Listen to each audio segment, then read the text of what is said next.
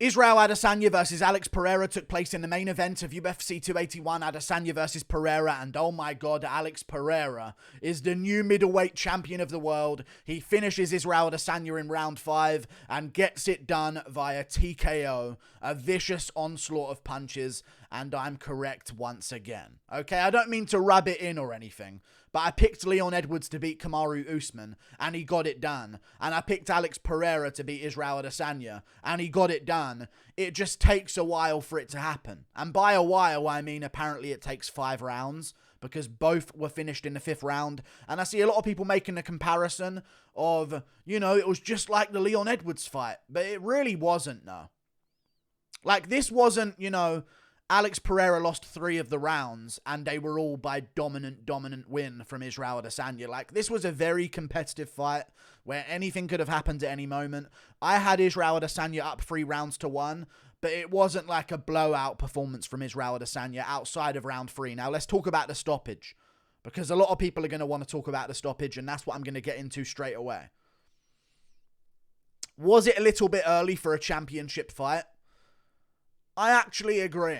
And I said, even in my massively, overwhelmingly happy response to seeing Israel Adesanya get TKO'd, because I was correct, okay?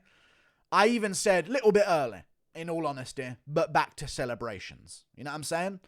But it was a little bit early for a championship fight. However, it was a good stoppage. And an early stoppage can be a good stoppage. By the way, the Marina Rodriguez-Amanda Lemos one is one that you can debate. I understand this is a championship fight, so it's a little bit different, but Israel Adesanya, I'm telling you this right now. For Israel Adesanya fans that are going to be upset about him losing, this is the best thing that could have happened to him. Because I'm telling you this, one more shot from Alex Pereira while Israel Adesanya's down like that in front of him, he's face planting the canvas. Like 100%, and that's why I'm okay with a stoppage. That's why I'm okay with a stoppage. If it was him covering up against the cage, moving around quite a bit, and the fight was still stopped, it would have been a different story. And I know people are saying stuff like he was trying to bob and move while his head was down, but the only reason he was even trying to do that rather than actually move his feet is because he couldn't move his feet. His feet were gone. Like, he was out, but he was literally trying to grit his way through it and just pray that he bobbed enough, maybe, to get back into his legs and have sensation back and maybe be able to move around afterwards and scoot around the outside of the cage and stuff like that. But Alex Pereira put him away, and it was a justified stoppage. And I'll tell you this is good for Israel Adesanya, because if he got flatlined at the end of that 5th round, which, let's be real, would have happened, just would have happened. He was about to get flatline KO'd by Alex Pereira. Alex Pereira still had gas. He was still swinging big shots. His next punch was literally a shovel left hook, and Israel Adesanya was just there. Face down, looking at the canvas, wouldn't have even seen it coming, and it would have been a cleaving big shot right to the face, and he would have face planted downwards into the canvas, and it would have been vicious. You should be thankful that the referee stepped in. If it was Mark Goddard, good job, Mark Goddard. Honestly. Because in a rematch, that matters. That he didn't take that massive amount of brain damage. In a rematch, if he got flatline KO'd, he'd have a much harder time coming back from that mentally and also just chin-wise to have a chance in the rematch against Alex Pereira, which is no doubt going to happen because he deserves it. He's a dominant champion. It's better this way because it makes the rematch a little bit more compelling because his chin isn't just taken from him by Alex Pereira in such a vicious fashion in round 5. But let's talk about the fight in general, which I really want to talk about. Let's talk about how he had it scored. Round 1, Alex Pereira was winning round 1. This is where I don't agree with the Leon Edwards narrative. Fair play, Edwards won round 1, but the round 1 of Edwards Usman is like the round 2 of Pereira Adesanya. Israel Adesanya lost round 2 on the feet to Alex Pereira. Pereira was busier in the clinch. He was landing better shots. He was starting to tag Israel Adesanya with a stiff jab, even winning with some leg kicks and stuff like that as well. But round 1, he was genuinely winning round 1. And I'm going to look back at the commentary because I've got a feeling that they're going to be talking about the fact that Adesanya was winning round 1. But in reality, Alex Pereira was just outpointing him in round 1. He was winning the leg kick battle. He was landing as good as he was taking as well. And he did good at the end with the shots in the clinch, with the body shots in the clinch and stuff like that. And that to me was like, okay, he's won round one. He's won round one here. And then at the end of round one, save your comment telling me, how do you think he won round one? At the end of round one, this is why I gave round one to Israel Adesanya. He lands a shot, rocks Alex Pereira, and then afterwards the bell sounds. But I'll give Israel Adesanya this. I'm not going to pile on. A lot of people are saying after the bell. He channeled the punch before the round was over. So that's okay. It's not like he heard the bell and then went and then punched. It was like a bing, and then it landed, and because it was such a delayed shot, it landed like after you heard the bell sound. And also Mark Goddard's responsible for that as well. And he had Alex Pereira out on his feet at the end of round one, which in my opinion is just more impressive for Alex Pereira. Think about that. He didn't know where he was at the end of round one. Like, he genuinely had no idea where he... Wobbling back over to his corner. Glover came in, hand on his neck, like, you got to wake up. We need to get you back in there. And he won round two in a striking match. How impressive is that? And maybe that's just what it takes for Alex Pereira. He needs to get hit to wake up and get himself into a fight. But, like, that's so much more impressive that he even won round two and then finished in round five and made round four so close and competitive as well. That's so impressive. Imagine if he doesn't get reckless at the end of round one, just banks that round to a decision.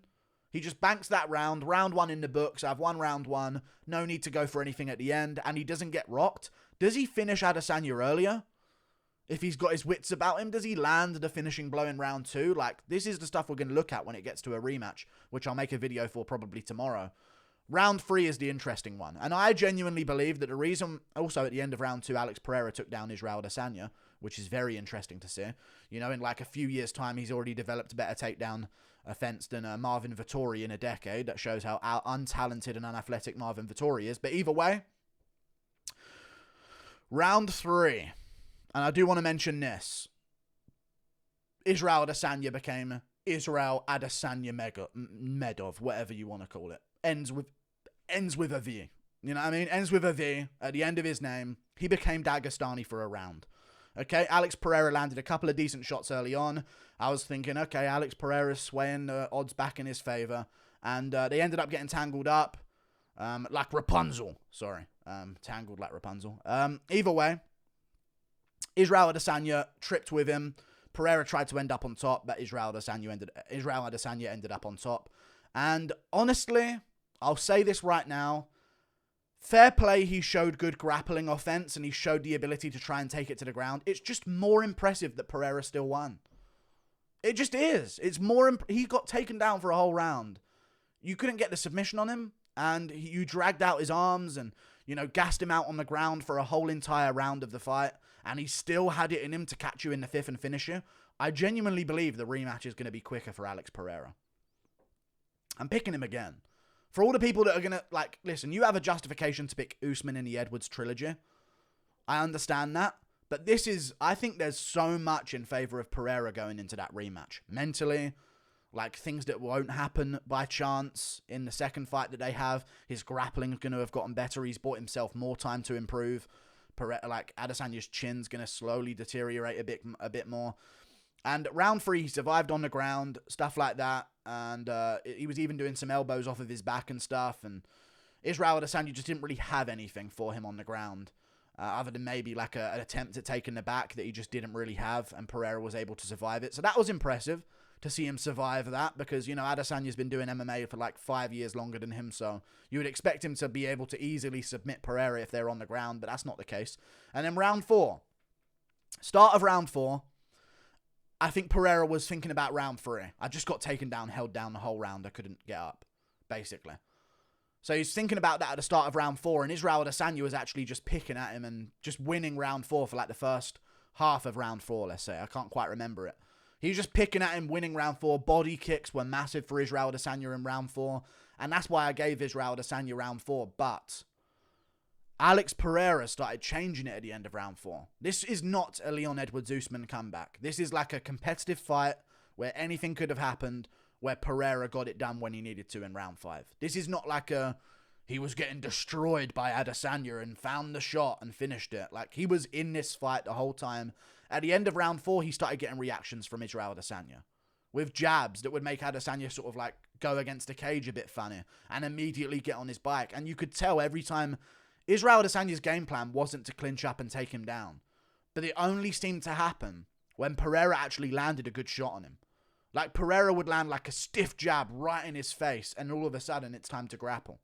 Like, Israel Adesanya was feeling those shots the entire way through the fight, and eventually in round 5 he couldn't take him anymore. That was the difference. He took big shots at the end of round 4. Pereira started coming on strong. He did a lot of work in the clinch at the end of round 4 as well. And he also did something else in round 5 that was very impressive. He was winning round 5, doing great in round 5. I feel like Israel Adesanya was like, God, I kind of felt in a lot of danger there at the end of round 4 against this guy. I'm just going to stay safe in round 5 and hope that I've got this 3 rounds to 1 and hope that the judges are correct and stuff like that, because I feel like he genuinely was very timid in round 5 against Alex Pereira, and that gave Pereira the chance.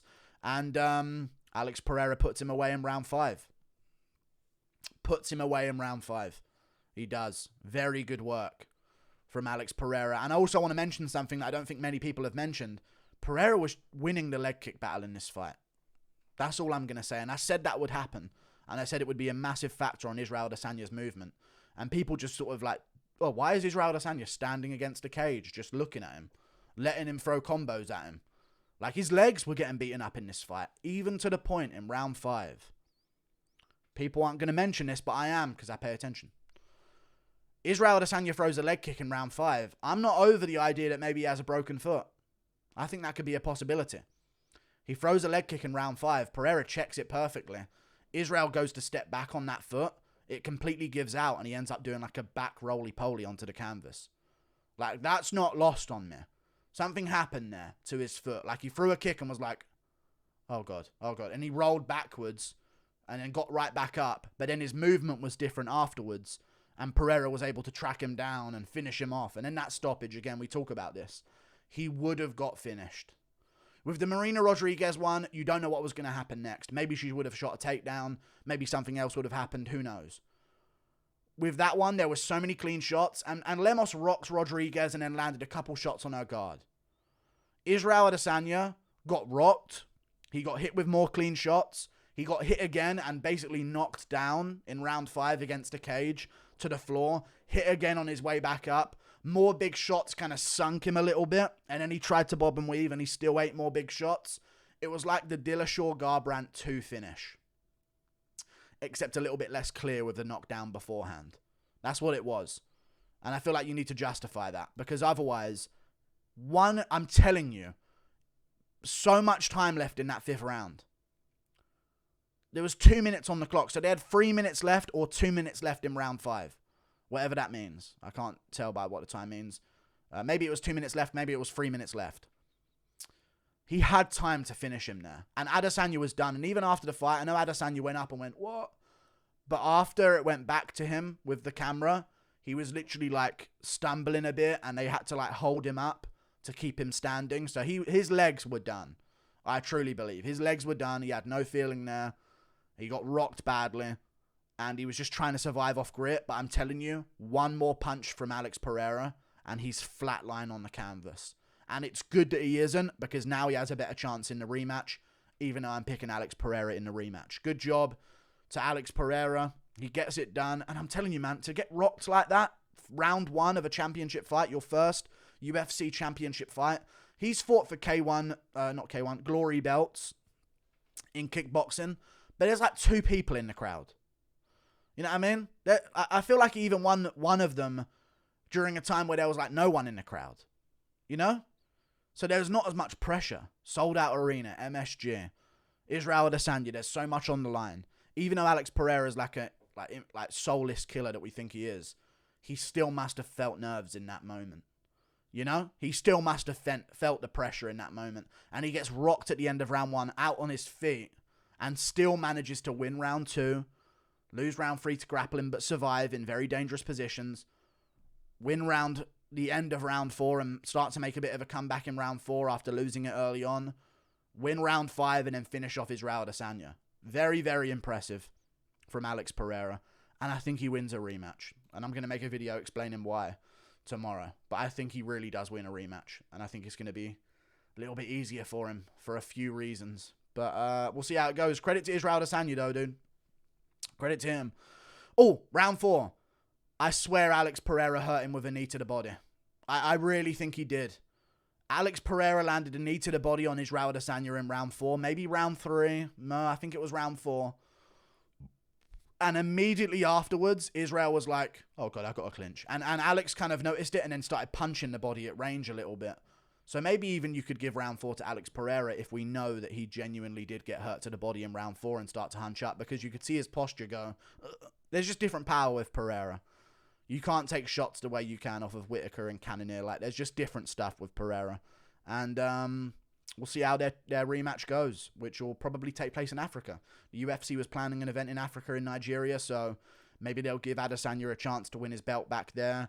They're not going to give Usman a chance unless he wins against Edwards so clearly that he can make that quick turnaround or something like that, because they're looking to go to Cardiff, Wales, where half of my ethnicity comes from, which might be cool. So that'll be good for Welsh MMA.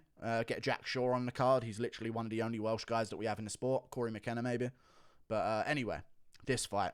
Credit to Alex Pereira and Israel Adesanya, man. He had a good fight for once. And you know what? I will say this at the end of this. It is the opponents. I'll tell you this right now. Alex Pereira has a massive reach advantage and frame advantage over Marvin Vettori. I'll end on this note. He was stood closer to Israel Adesanya than Marvin Vettori was.